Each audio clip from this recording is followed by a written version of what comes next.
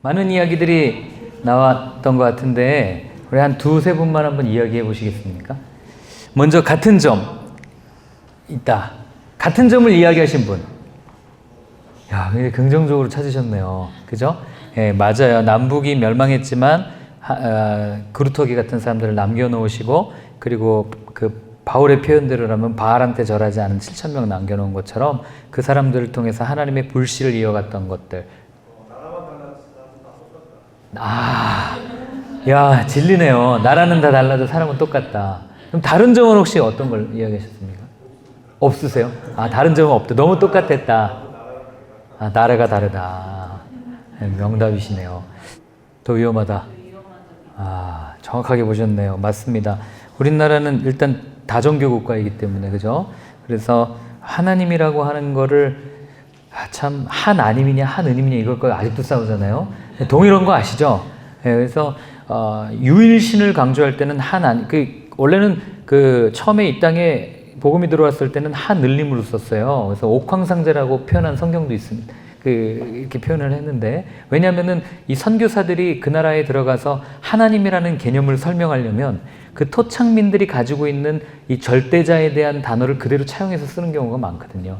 그래서 그렇게 했는데, 이제 카톨릭이랑 이렇게 되면서, 카톨릭은 지금도 하느님 쓰죠. 근데 우리는 유일신을 강조하기 때문에 하나님 쓰는데, 그래서 오늘날 교회가 다시 한번 부흥할 수 있는 답을 어디에서 찾냐면 중세시대에서 찾습니다.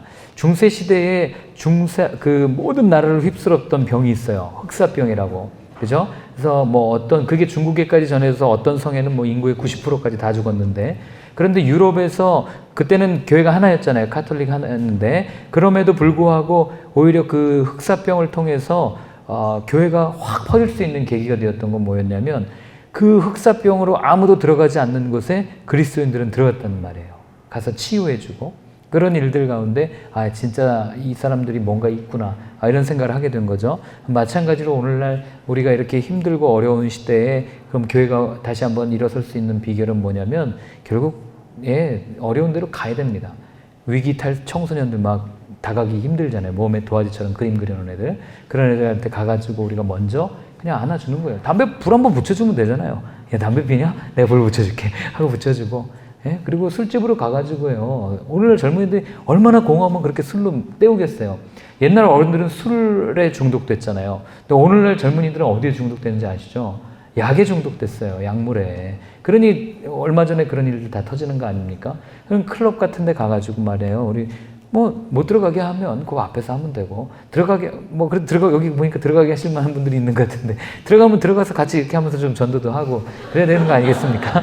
우스갯소리지만, 그런 곳에 가서 정말 아무도 생각하지 못하고 어떻게 이런 곳까지 와서 내가 이렇게 다 술에 취해서 토하고 있는데 와서 등 두드려주고 그래도 힘내라고 말하는 그런 모습을 우리가 보일 때 교회는 다시 한번 우리 가운데 희망이 있지 않을까, 이런 생각을 합니다. 가진 자의 종교가 아니라 정말 가난하고 힘든 자를 먼저 찾아갈 때 교회가 다시 한번 일어날 수 있지 않을까 생각이 됩니다. 자, 넘어가겠습니다. 질문 중에 이런 질문을 주셨어요. 요한복음 5장 29절에 보면 예수님은 선한 일을 한 사람들은 생명을 얻기 위해 부활할 것이며 악한 일을 한 사람들은 심판을 받기 위해 부활할 것이다. 그렇죠? 요한복음에 이렇게 나와 있죠. 그리고 여기서 선하다와 악하다의 기준은 예수님을 하나님의 아들로 믿느냐 아니냐로 이렇게 이제 들었다고 저한테 보내주셨어요. 그래서 구약에서 왕들이 선하다 혹은 악하다라고 말할 때 그 기준은 무엇입니까? 그러니까 므낫세가 그런 거죠. 므낫세 나중에 회개하잖아요. 그래서 선한 왕으로 분류돼야 되는데 왜 악한 왕으로 분류되냐 이거거든요. 여러분들이 여기에서 조금 아셔야 될 게 뭐냐면, 요한복음 5장 29절에 예수님이 말씀하실 때 선한 일을 행한 자는 생명의 부활로 이렇게 표현되어 있어요. 여기에서의 선한 일은 그냥 선한 회개했다, 예수님을 믿는다 이것만을 얘기하는 게 아니라 선한 행위까지도 포함을 합니다. 선한 일을 행한 자는 생명의 부활로. 예수님은요, 우리가 오해하면 안 되는 게, 바울 때문에 우리는 그런 오해를 해요. 이신칭의 때문에 오해를 하는데, 그냥 예수님만 믿으면 되지 라고 생각해요. 예수님은 한 번도 믿으면 돼 그렇게 얘기하신 적이 없어요. 선한 사마리아의 비유는 또 똑같잖아요. 가서 너도 이와 같이 하라예요. 예수님께서 보신 믿음의 기준은 그 믿음을 가지고 사는 삶이 그 믿음이었지, 그 믿음만으로 삶이야 이렇게 얘기하신 적이 없단 말이에요. 그러니까 우리가 성경을 읽을 때, 한글 성경을 읽다 보면 이런 기준에 이런 이렇게 빠질 수 있지만 중요한 건 예수님께서는 제가 저번에도 그 얘기했죠. 이것도 행하고 저것도 행해야 하리라. 율법도 행하고 율법의 본질도 따라야 된다. 이거를 예수님이 말씀해 주신 거예요. 예수님은 굉장히 정도의 길을 걸어가신 분이에요. 차라리 이 형식이냐 본질이냐에서 형식이 오라 해가지고 오늘날 그 교회들도 다시 예전으로 돌아가잖아요. 막 종우 땡 치고 거룩하게 파이프 오르간 크게 해놓고 하면 왠지 막 웅장하고 경외감이 생기고 막 그런 걸 좋아하는 젊은이들이 있어요.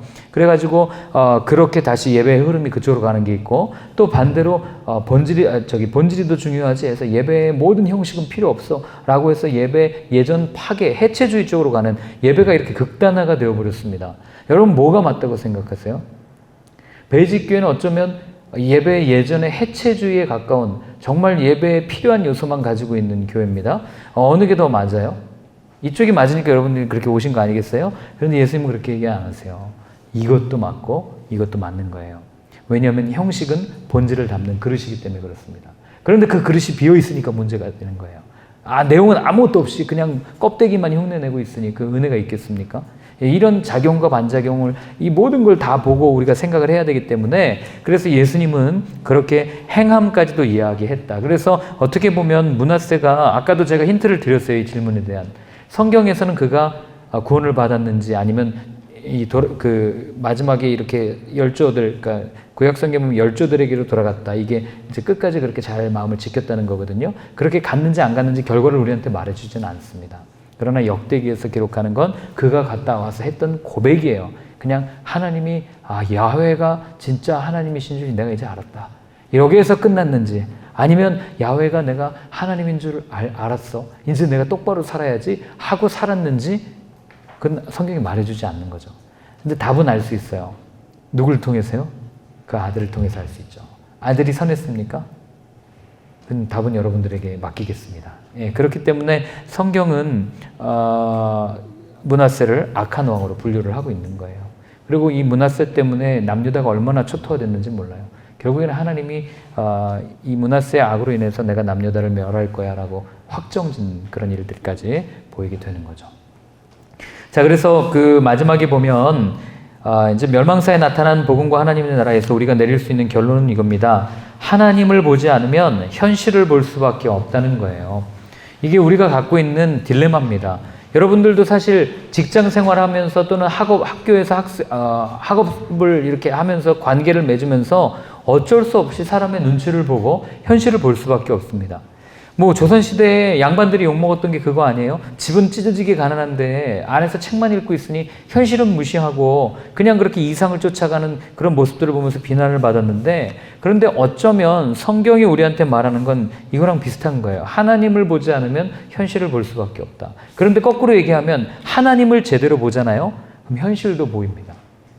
이거를 놓치시면 안 돼요. 그러니까 우리는 끊임없이 하나님은 눈에 보이지 않기 때문에 하나님 아닌 현실 속에서 드러나는 여러 가지 사건들을 통해서 하나님을 봐야지 라고 생각하지만 그게 아니라 먼저는 우리가 하나님을 올바로 봐야 되는 거죠. 하나님과 우리 관계가 올바로 맺어지고 난 이후에 내가 확실한 믿음, 내가 이제 죽으면 죽겠다, 내가 세상에 아무것도 아닙니다, 세상에 있는 모든 것들보다도 하나님이 우선입니다라는 확실한 믿음을 가지고 세상을 보면 현실이 더 정확하게 보인다고 하는 것을 성경은 우리한테 이야기해 주는 거죠. 제가 이 시대를 보면 안타까운 것 중에 하나가 방송국마다 의견이 달라요. 그렇지 않습니까? 한 사건을 바라보는데 어떻게 그렇게 다른지 모르겠어요. 그리고 자기의 기호와 취향에 따라서 그 노선들도 다 달라요. 교회들도 마찬가지죠. 우리는 이쪽을 따르는 교회입니다. 우리는 이쪽을 따르는 교회입니다.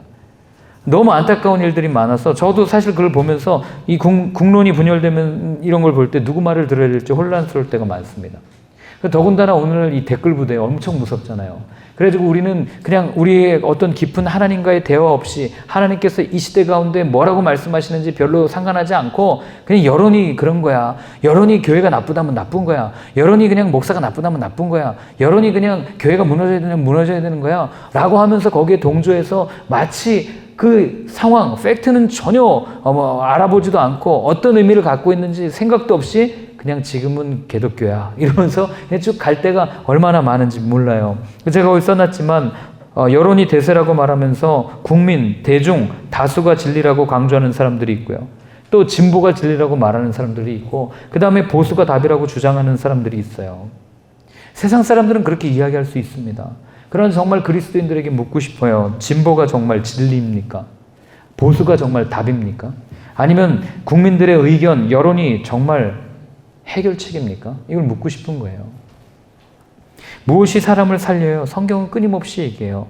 성경도 여론을 따라갔다가 망한 왕들도 많고, 그리고 진보, 개혁을 일으켰다가 망한 왕들도 많고, 보수, 무언가를 끊임없이 지키려고 했다가 쇄국 정책 펴다가 망한 왕들도 수없이 많이 나옵니다. 그럼 여러분, 우리는 여기서 답을 알 수 있어요. 때로는 개혁해야 됩니다. 때로는 쇄국 정책 펴야 돼요. 때로는 사람들의 말도 들어줘야 됩니다. 다 필요해요. 그러나 그 이전에 해야 될 게 뭐예요? 이때를 향한 하나님의 뜻이 뭔지를 들어야 된다는 겁니다. 근데 그걸 놓쳤어요. 그러니 이 왕들이 어떻게 합니까? 그거 못 따라가다가 그냥 여론이 이러니까 이쪽인가 보다. 이쪽 나라가 강하니까 이쪽에 붙어야 되나 보다. 이렇게 하다가 왕이 찬탈 끝까지 버리다가 결국에는 하나님의 매를 맞는 거 아니겠습니까? 그렇기 때문에 오늘날 우리가 정말 다시 한번 짚고 넘어가야 될 건 성경은 멀리 있는 책이 아니에요. 성경은 아주 오래전에 남유다와 이 북이스라엘을 기록하고 있는 책이 아니에요. 우리 히브리서에 기록하고 있잖아요. 하나님의 말씀은 살아있고 운동력이 있어 날섬 검과 같아서 우리 영혼을 찔러 쪼개기까지 한다라고 표현하고 있지 않습니까?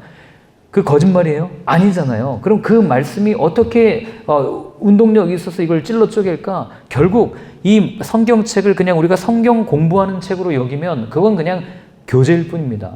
그러나 그 말씀 가운데 오늘 하나님이 나에게 뭐라고 말씀하시냐, 그리고 그 말씀이 나의 삶과 어떤 의미가 있느냐, 끊임없이 우리의 삶에 그 말씀을 적용시키고 또 그 가운데 고민하고 하나님 이렇게 주신 이유가 뭡니까를 물으면서 나아갈 때 하나님이 죽은 분이 아니시라면, 그리고 그 하나님이 살아계셔서 오늘 우리에게 말씀을 들려주셨다면 그 말씀은 우리를 이끌고 가는 원동력이 될 뿐만 아니라 우리의 영혼을 찔러 쪼개기까지 하는 그런 말씀이 된다는 거죠. 그런 말씀의 사람들이 늘어날 때 우리는 초대교회처럼 우리를 수없이 박해하고 고난을 가하는 그런 환경에 있다 할지라도 우리는 생명력을 가지고 피어날 겁니다. 예수님이 왜 걸어가신 길을 좁은 길이라고 그러는지 아세요? 제가 이것만 이야기하고 마치겠습니다. 예수님의 제자들 가운데는 지난 시간에도 말씀드렸지만 완전 극우도 있었고 극좌도 있었어요. 차라리 제가 예수님이었으면 그래 세상 이렇게 가진 것도 없는데 뒤집어 엎자. 가룟유다 너 독립당이지 같이 가자. 너 가서 폭탄도 좀 제조하고 우리 같이 한번 뒤집어 보자 했으면요. 차라리 이 좌쪽에 있는 사람들로부터 지지받았을 거예요. 예수님을 미워하는 사람은 그냥 우쪽 사람들만 미워했으면 될 거예요. 거꾸로 예수님이 사두개파 사람들, 이 귀족들이랑 이렇게 딱 손잡고 그래도 가진 사람들 곁에 붙는 게 그래 떡고물이라도 하나 떨어지지. 그래 내가 당신들 편에 설게요. 하고 로마에 붙었더라면 차라리 좌로부터는 욕을 먹을지언정 우 사람들과는 함께 평안하게 그냥 그렇게 좋은 선생님으로 살다가 그렇게 가셨을 수도 있었을 거예요. 근데 예수님은 어떻게 합니까? 좌도 품고 우도 품어요. 결국 둘로부터 다 배신당합니다.